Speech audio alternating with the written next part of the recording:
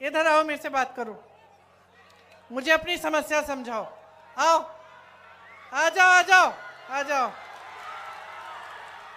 अरे मार क्यों रहे इनको? इनसे कहिए आ जाओ आ जाओ आ जाओ।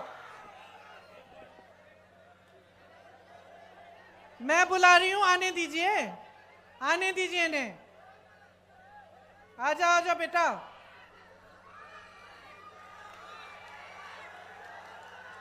आ जाओ, शाबाश। आओ, ऊपर आओ। उसको पकड़ो मत। अरे कुछ नहीं, आने। इधर आओ। नाम क्या है तुम्हारे? आसिफ खान। ये देखो, ये है आसिफ, ये बिहार का नौजवान है। लड़ लड़ के वहां से आया मुझे अपनी समस्या बताने के लिए। ये है बिहार का नौजवान जो अपने अस्तित्व को समझता है, अपने अधिकारों को समझता है, जो लड़ता है अपने अधिकारों के लिए, जो समझ रहा है कि इसके साथ क्या हो रहा है आज।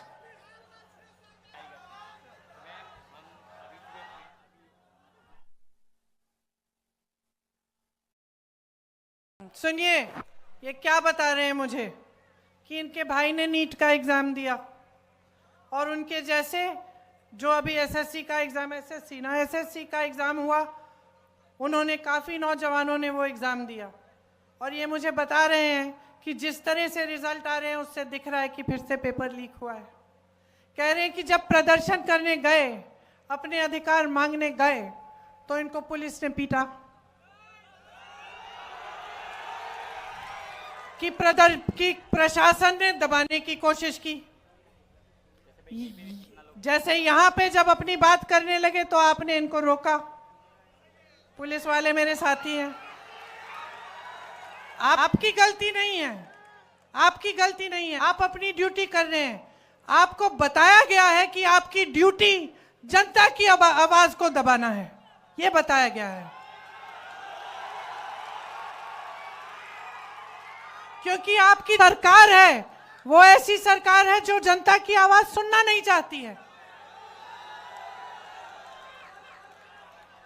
मैं आपको एक बात बताना चाहती हूं, मेरे बचपन की बात है। मेरे पिताजी प्रधानमंत्री थे, मैं उनके साथ अमेठी गई। अमेठी उनका संसदीय क्षेत्र था। बैठ जाइए आप। मैं उनके साथ अमेठी गई, छोटी सी थी, 10-12 साल की थी, पीछे पीछे चलती थी। हम एक गांव में गए और मैं अपने पिता से डरती थी क्योंकि मेरे पिताजी वो मतलब नियम के आधार पे चलते थे। हम कुछ गलत वलत करते तो खूब डांट खाते थे। पिताजी गांव के अंदर गए, मैं पीछे पीछे गई और एक महिला बड़ी जोर से उनको डांटने लग गई। मैं डर गई। मैंने सोचा ये महिला कैसे डांट रही है मेरे पिताजी को। अब आप सोचिए, मेरे पिताजी प्रधानमंत्री थे, गांव के अंदर गए, गांव की महिला ने उनको खूब डांटा कस के। क्यों? क्योंकि भैया तुम 7 महीने पहले आए थे, तुमने हमें कहा था कि यहाँ पे नल लगवाओगे। 7 महीने निकल गए हैं, तुम हमारे सांसद हो, तुम प्रधानमंत्री हो, अभी तक तुमने नल नहीं लगवाया। डांटा उन्होंने। तो मैंने सोचा, मैं छोटी सी थी, मैंने सोचा तो भैया अब तो पिताजी डांटेंगे, तो मैं और डर गई। पिताजी ने डांटा नहीं, डांटा नहीं, प्यार से बात किया, बोला बहन यहां आओ, समझाया कि इस नल को मैंने सैंक्शन कर लिया है, इसमें समय लगता है, ये हो जाएगा, ये अगले 1-2 महीने में तुम्हारा नल लग जाएगा।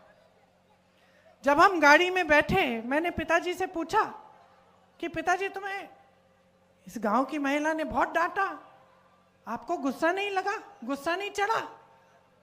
कहते हैं बिल्कुल नहीं चढ़ा बेटी, क्योंकि ये मेरा कर्तव्य है और जब वो मुझे डांटती हैं तो वो सही करती हैं, उनका अधिकार है, मेरा कर्तव्य है उनके लिए काम करना, मैं उनका सेवक हूं।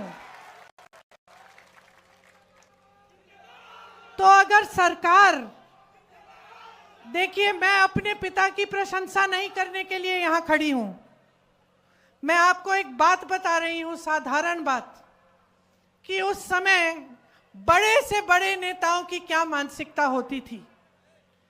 अगर जनता की समस्या है, इस लड़के की कोई समस्या है, इसके साथ गलत हो रहा है, ये प्रदर्शन कर रहा है, अपना अधिकार मांग रहा है, तो ये तो हमारी लोकतंत्र की सबसे बड़ी देन है, सबसे बड़ी मजबूती है, सबसे बड़ी शक्ति है।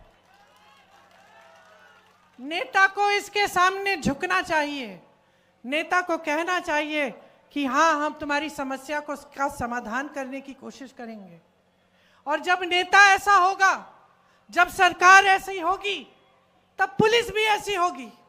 तब पुलिस आपको पीटेगी नहीं, तब पुलिस और प्रशासन भी आपको पीटेंगे नहीं, वो करने देंगे प्रदर्शन, खड़े रहेंगे। आप अपना प्रदर्शन करेंगे, वो खड़े रहेंगे, आप प्रदर्शन करके घर चले जाएंगे।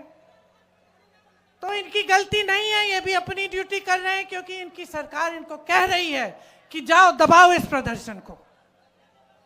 तो समझ लीजिए कि बदलाव आपको हर स्तर पर चाहिए, आपको हर स्तर पर लाना है। आपको मानसिकता का बदलाव चाहिए, आपको सरकार जैसे चलती है उसमें बदलाव चाहिए, आपको भ्रष्टाचार खत्म कराने के लिए बदलाव चाहिए, आपको विकास लाने के लिए बदलाव चाहिए, आपको अपने भविष्य को मजबूत बनाने के लिए बदलाव चाहिए। बदलाव लाइए, आपके हाथों में है, आपके ही हाथों में है। बिहार को शक्ति दीजिए।